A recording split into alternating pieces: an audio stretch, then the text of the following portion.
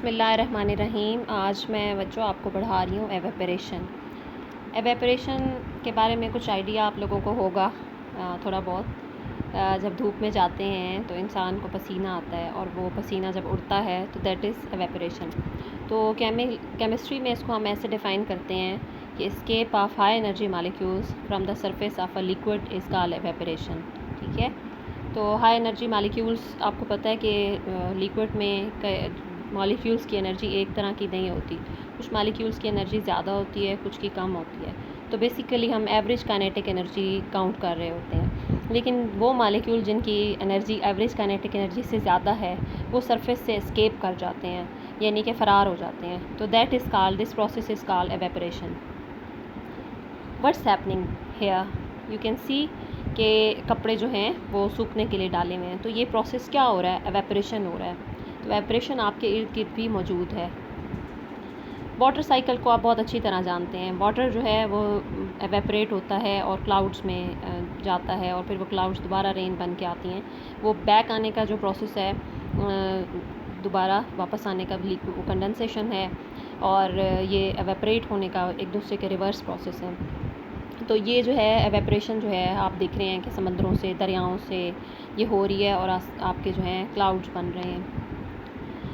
Factor affecting the rate of evaporation, बहुत से factors हैं जो अफेक्ट करते हैं। इनमें मेनली जो हैं temperature, surface area, humidity, air, nature of liquid हैं। सबसे पहले हम टेम्परेचर को देखते हैं। जब हाई एनर्जी होगी, आपको पता है टेम्परेचर ज़्यादा होगा तो हाई एनर्जी मॉलिक्यूल्स की तादाद ज़्यादा होगी, तो एवेपोरेशन ज़्यादा होगी। अगर आप देखें कि गर्म किया हुआ पानी है तो उसमें से भाप ज़्यादा निकल रही होती है, जबकि नॉर्मल वाटर से।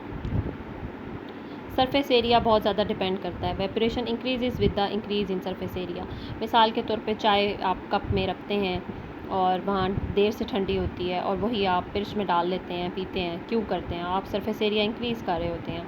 Liquid evaporates into the air when their molecules gain enough energy to break and free the liquid molecules. ठीक है, सरफेस के ऊपर सरफेस टेंशन को ख़त्म करते हैं। बेसिकली जो एनर्जी गेन कर रहे होते हैं वो एनर्जी गेन कर करके सरफेस टेंशन को वो डिक्रीज़ कर रहे होते हैं, ब्रेकअप कर रहे होते हैं, और उसके बाद वो एवेपोरेट होते हैं। इसलिए जब हम उनको हाई एनर्जी पे देते हैं, जब हाई टेम्परेचर देते हैं, तो ज़्यादा मॉलिक्यूल सरफेस टेंशन को ब्रेक करके वो एयर में चले जाएंगे।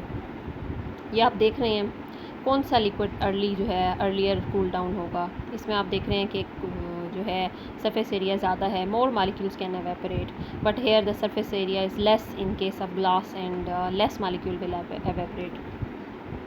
ह्यूमिडिटी क्या होती है? ह्यूमिडिटी बेसिकली पानी में जो नमी है, हवा में नमी की मकदार होती है।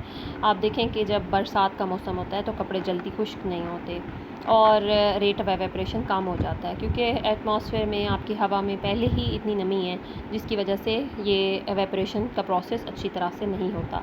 तो ह्यूमिडिटी ज़्यादा होगी तो एवेपोरेशन डिक्रीज़ होगी, ह्यूमिडिटी कम होगी यानी कि नमी कम होगी तो एवेपोरेशन ज़्यादा होगी। Second thing is effect of wind. हवा ज़्यादा चल रही होती है, आप गीले हैं, आप पंखे के सामने खड़े होते हैं तो देखें एवेपोरेशन ज़्यादा होती है, आप जल्दी से ड्राई हो जाते हैं। इसी तरह nature of liquid different natures के होते हैं। फॉर एग्जांपल आपके पास पेट्रोल है, वो आप रखते हैं हाथ पे, या सिपरेट है वो रखते हैं तो वो फ़ौरन एवेपोरेट हो जाता है।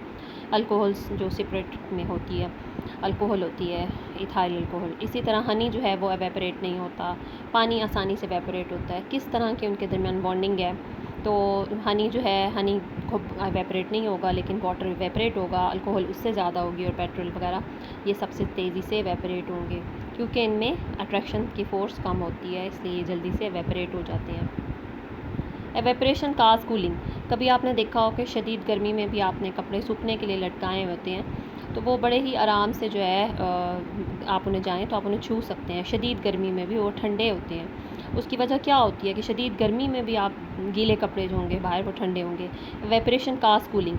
इसीलिए अल्लाह ताला ने जो पसीने का अमल होता है तो वाटर सरफेस से जो है आपकी एवेपोरेट हो रही होती है, उसका फ़ायदा ये होता है कि जो आपका बॉडी ठंडी हो जाती है। अब प्रोसेस क्या होता है कि high energy molecule escape from the surface leaving behind the low energy molecule. These lower energy molecule take up energy from surrounding, क्योंकि सराउंडिंग से वो एनर्जी को एक्सट्रैक्ट करते हैं, खींचते हैं, जिसकी वजह से जो सराउंडिंग है वो भी ठंडी हो जाती है। तो वेपरेशन का प्रोसेस कूलिंग काज करता है। इसी तरह आपने देखा होगा पुराने ज़माने में घड़े में पानी रखा जाता था। घड़े में क्या होता है कि मिट्टी का बना होता है और उसमें पोर्स होते हैं और वो पोर्स से वाटर एस्केप होता रहता है, और जैसे जैसे हाई एनर्जी मालिक्यूल एस्केप होते रहते हैं, पीछे लोअर एनर्जी मालिक्यूल्स रह जाते हैं, जिसकी वजह से पानी जो है घड़े का ठंडा हो जाता है। Why you feel cool after taking bath if you are sit under the fan? This is a question. ये क्वेश्चन का आंसर आपने बताना है कि आपको ठंडक क्यों महसूस होती है जब आप बाथ लेने के बाद पंखे के नीचे बैठते हैं। ये आपका शॉर्ट क्वेश्चन भी है, इसका जवाब आप बच्चों ने मुझे बताना है।